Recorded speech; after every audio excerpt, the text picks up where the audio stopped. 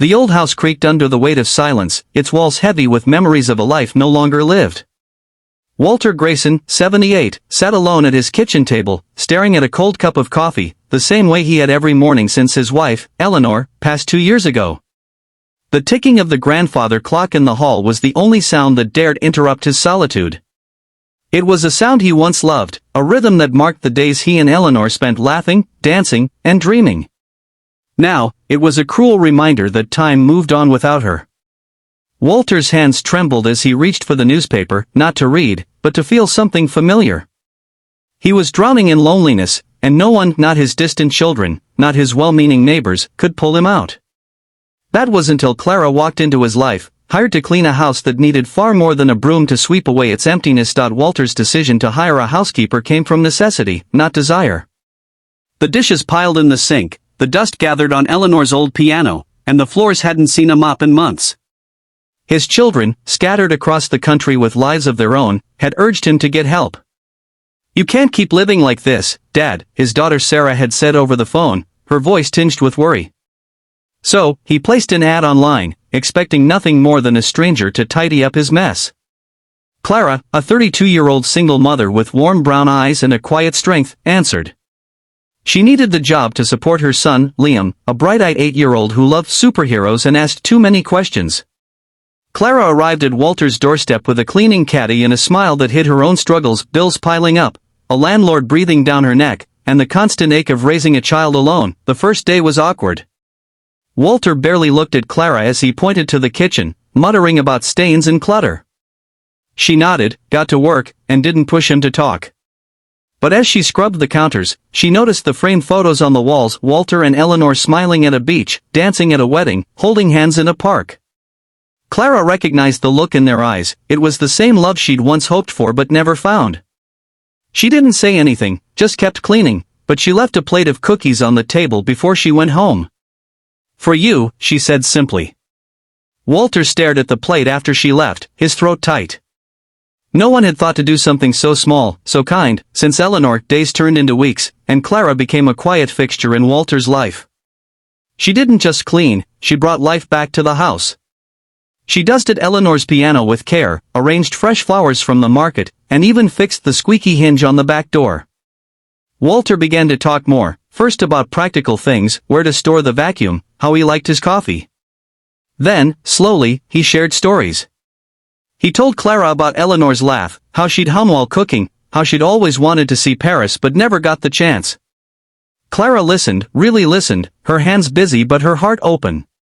She shared, too, about Liam's obsession with Spider-Man, her dreams of going back to school, the fear of not being enough for her son. Walter found himself looking forward to her visits, not for the clean floors, but for the warmth she brought into his home. The first challenge came when Clara's car broke down.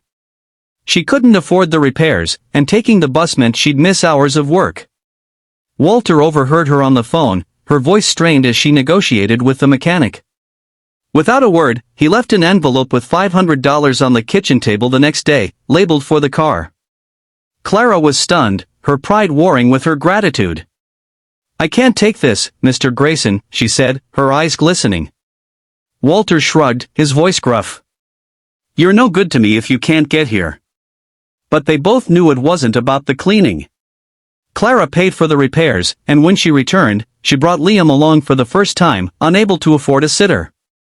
Walter, who'd always been gruff around kids, surprised himself by showing Liam his old model train set in the basement. The boys' laughter echoed through the house, a sound Walter hadn't realized he'd missed. The second challenge was Walter's health. One morning, Clara found him slumped in his chair, pale and breathless. Panic surged through her as she called 911, staying by his side until the ambulance arrived. At the hospital, doctors diagnosed a mild heart scare, nothing fatal but a warning to take better care. Clara visited him daily, bringing Liam's drawings and homemade soup. Walter's children called, promising to visit soon, but Clara was there, her presence steady and unwavering. When he returned home, weaker but stubborn, Clara insisted on checking in more often, even on her days off. Walter grumbled, but secretly, he was grateful. He started to see Clara not as a housekeeper, but as family, a word he hadn't dared to think since Eleanor's death. The biggest challenge came when Clara's landlord raised her rent, pushing her to the edge of eviction. She tried to hide her worry, but Walter noticed her red-rimmed eyes and the way her hands shook as she polished the silverware. One evening, after Liam had fallen asleep on Walter's couch, Clara broke down, confessing she might have to move to a cheaper town, far from Walter's house. The thought of losing her hit Walter harder than he expected. He remembered Eleanor's dream of helping others, how she'd always said kindness was the best legacy. The next day, he called Clara into the living room. "The guest house out back," he said, his voice steady despite the lump in his throat. "It's yours and Liam's, rent-free, as long as you need it." Clara stared, speechless, tears streaming down her face. "Why would you do this?" she whispered.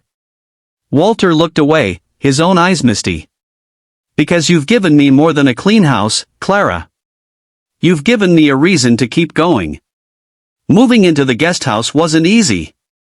Clara struggled with accepting such a gift, her pride clashing with her need to provide for Liam.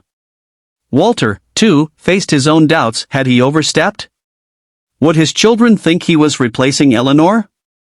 But as weeks passed, the arrangement worked. Liam's laughter filled the backyard, Clara's cooking wafted through both homes, and Walter found himself smiling more than he had in years. He taught Liam how to fix model trains, and Clara convinced Walter to try painting, something Eleanor had always loved.